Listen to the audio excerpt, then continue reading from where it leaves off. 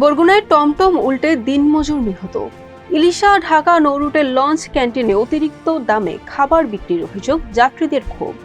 ভোলা থেকে অপহৃত কলেজ ছাত্রী, কুয়াকাটা থেকে উদ্ধার, 2 যুবক আটক।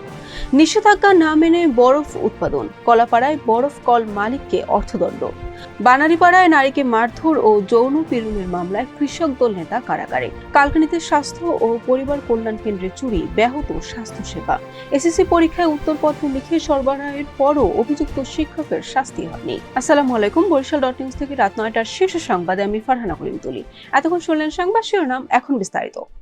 বরগুনার পাথরঘাটায় মাল বোঝাই একটি টমটম নিয়ন্ত্রণ হারিয়ে উল্টে গিয়ে ইলিয়াস হোসেন নামে এক দিনমজুর নিহত হয়েছেন। এই ঘটনায় চালক সহ আরো 2 জন গুরুতর আহত হয়। শুক্রবার বিকেল 3:45টার দিকে উপজেলার মুন্সিরহাট এলাকায় এই দুর্ঘটনা ঘটে। ভোলার ইলিশা ঢাকা নৌরুটে চলাচলকারী বিভিন্ন যাত্রীবাহী লঞ্চের ক্যান্টিনে অতিরিক্ত দামে নিম্নমানের খাবার ও পানীয় বিক্রির অভিযোগ উঠেছে। যাত্রীদের দাবি, নির্ধারিত মূল্যের চেয়ে কয়েক গুণ বেশি দামে খাদ্যপণ্য বিক্রি করে প্রতিনিয়ত সাধারণ যাত্রীদের কাছ থেকে অতিরিক্ত অর্থ আদায় করা হচ্ছে।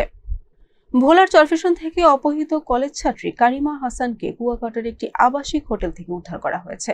মহিপুর থানা পুলিশ কুয়াকাটার হোটেল রূপান্তি থেকে বৃহস্পতিবার মধ্যরাতে কারিমাকে উদ্ধার করে। এ সময় সন্দেহভাজন হিসেবে 2 যুবককে পুলিশ আটক করেছে।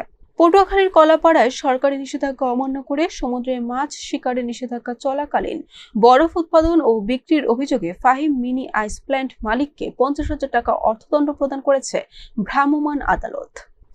বরিশালের বানারীপাড়ায় এক নারীকে মারধর, শ্লীলতাহানি, টাকা ও স্বর্ণের চেন ছিনিয়ে নেওয়ার অভিযোগে দায়েরকৃত মামলার আসামি উদয়কাঠি ইউনিয়ন কৃষক দল সভাপতি শাহ আলম শিকদারকে জামিন না মঞ্জুর করে কারাগারে পাঠিয়েছেন আদালত। মাদারীপুরের কালকিনি উপজেলার ভোরঘাটা গোপালপুর ইউনিয়নে স্বাস্থ্য ও পরিবার কল্যাণ কেন্দ্রে জানালার গ্রিল কেটে পানির মোটর, গ্যাসের চুলা সহ বিভিন্ন লোহা জাতীয় মালামাল চুরির ঘটনা ঘটেছে। পটুয়াখালীর কলাপাড়ায় চলমান এসএসসি পরীক্ষায় খেপুপাড়া বালিকা মাধ্যমিক বিদ্যালয় পরীক্ষা কেন্দ্রে অর্থের বিনিময়ে এক পরীক্ষার্থীকে উত্তরপত্র লিখে সরবরাহের পরও রহস্যজনক কারণে অভিযুক্ত শিক্ষকদের শাস্তি নিশ্চিত করা হয়নি। কেবল পরীক্ষার দায়িত্ব থেকে 2 শিক্ষককে অব্যাহতি দেওয়া হয়েছে। বরিশাল.নিউজ।